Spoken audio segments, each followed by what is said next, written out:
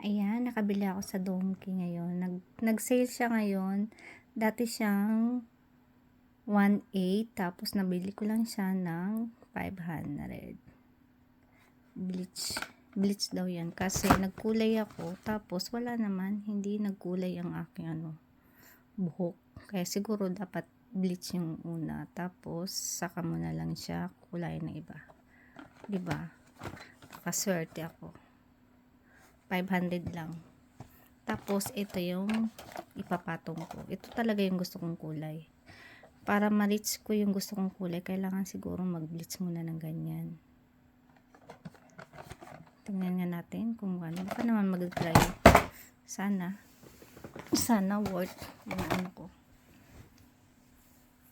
Sana makuha ko yung gusto kong kulay. Diba? Sobrang mura. 500 lang.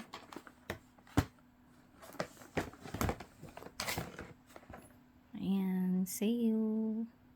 Tingnan natin sa next sa next update ko. Kung talagang nagkulay yung buhok ko.